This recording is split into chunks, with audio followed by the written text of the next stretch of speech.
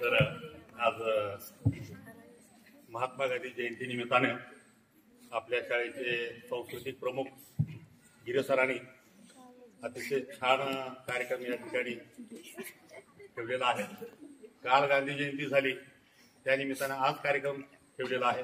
बऱ्याचशा विद्यार्थ्यांनी भाषणं केली, गांधीजीच्या जीवनावर उजाळा टाकला.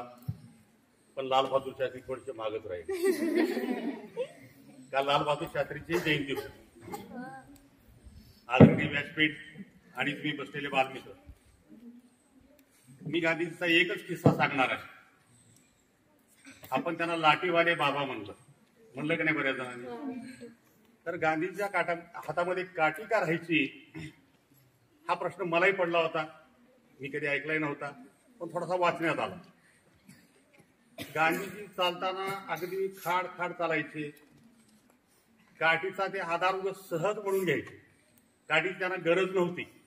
काठी त्यांनी हातात का घेतली? बिहार राज्यामध्ये मुंगेर नावाचा एक जिल्हा आहे, आणि त्या मुंगेर जिल्ह्यामध्ये एक घोरपेठ नावाचं गाव आहे. जसं आपल्या महाराष्ट्र राज्यामध्ये नांदेड जिल्हा आहे, नांदेड जिल्ह्यामध्ये जसं माळेगाव आहे, त्या माळेगाव जशी यात्रा प्रसिद्ध होती तशी त्या घोरपेठची यात्रा एक प्रसिद्ध होती. आणि महात्मा गांधी त्या ठिकाणी नेहमी जायचे. त्यांनी तिथे एक दृश्य बघितलं, तिथे ते काठ्या बनवायचे चांगल्या पद्धतीच्या. आता आपल्या माळेगावला सुद्धा काठ्या मिळतात आणि लोक काठ्या विकत आणतात जत्रेच्या वेळेस. तिथं काठ्या बनवण्याची पद्धत होती. त्या तापवलेले तेल त्या काठीला लावायचं आणि भाजलेल्या चुन्यामध्ये ती काठी घुसळायची. एक वेगळी पद्धत त्या काठीची होती. म्हणून गांधीजीला त्या लोकांनी तिथल्या ती काठी भेट म्हणून दिली आणि गांधीजीला ती काठी आवडली आणि म्हणून त्यांनी ती जन्मभर सोबत ठेवली. चालता चांगलं येत होतं, ते काठीचा आधार घेत नव्हते, पण त्यांना काठी जसा काही जण हौसेने कुठली तरी गोष्ट जवळ वापरतात. छत्री काही जणांना वापरायची सवय असते. 12 महिने पावसाळा असतो नसतो काही असतो. एक व्यक्ती होती 12 महिने छत्री हातात. तशी गांधीजीला ती सवय लागली होती, पण ते काठी हातात घ्यायची. म्हणून आपण त्याला लाठीवाले बाबा असा शब्द वापरतो. दुसरा प्रश्न, गांधीजींचाच फोटो नोटेवर का पडतो का नाही कधी प्रश्न? आंबेडकरांचा का नाही? लोकमान्य टिळकांचा का नाही? अनेक नेते होऊन गेले त्यांचा का नाही? गांधीजींचाच का?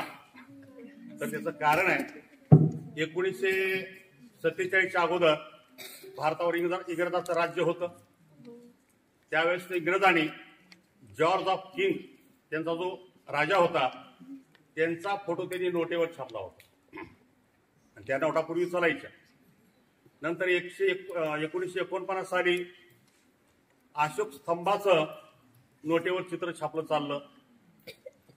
त्याच्यानंतर गव्हर्नरने विचार केला की चला, एक राष्ट्रपिता म्हणून महात्मा गांधीला उपाधी मिळालेली आहे, सर्व जनसामान्यांसाठी त्यांनी काम केलेलं आहे, म्हणून आपण त्यांचा फोटो नोटेवर छापू. एक राष्ट्रपिता आहेत, राष्ट्रीय नेते आहेत, सर्व जातीसाठी त्यांनी काम केलंय असा विचार त्या सरकारने केला त्यावेळेच्या, आणि महात्मा गांधीचा फोटो त्यांनी छापायला सुरुवात केली. तिसरा प्रश्न, गांधीजी अर्ध्या कपड्यात का राहायचे? पडला असेल का नाही प्रश्न कोणाला? मलाही पडला, आतापर्यंत सापडला नव्हता, पण वाचण्यात आला. गांधीजी दक्षिण आफ्रिकेतून बॅरिस्टर होऊन आले. अंगावर कोट, जॉकेट, सूट सगळं व्यवस्थित. पण भारतामध्ये हिंडत असताना काही भागामध्ये ते गेले आणि त्यावेळेस त्यांना असं दिसलं की गोरगरीब जनतेच्या अंगावर कपडा नाही.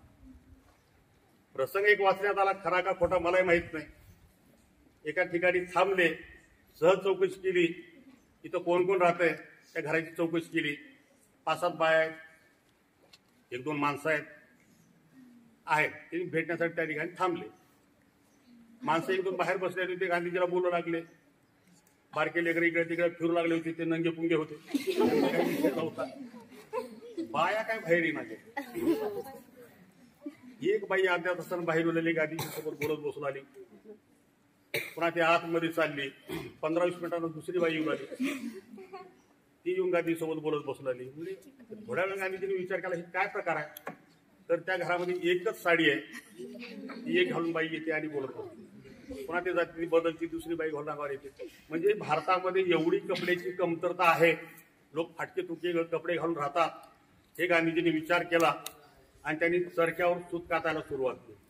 कपडा निर्मिती, खादीचे कपडे, बरोबर आहे, त्यांनी निर्मिती चालू केली. खादीच्या कपड्याचा प्रसार आणि प्रचार केला.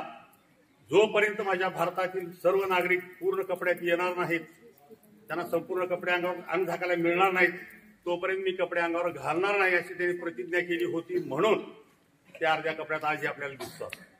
तर अशा पद्धतीने गांधीजीची थोडी काही जी माहिती होती मी तुम्हाला सांगण्याचा प्रयत्न केला. तुमच्याकडून छान ऐकण्यात आलं आणि गिरीश सरांनी मलाही थोडीशी बोलण्याची संधी दिली, त्याबद्दल त्यांचे आभार मानतो. तुम्ही ऐकून छान घेतलात, टाळ्या न वाजवता म्हणून तुमचे आभार मानतो.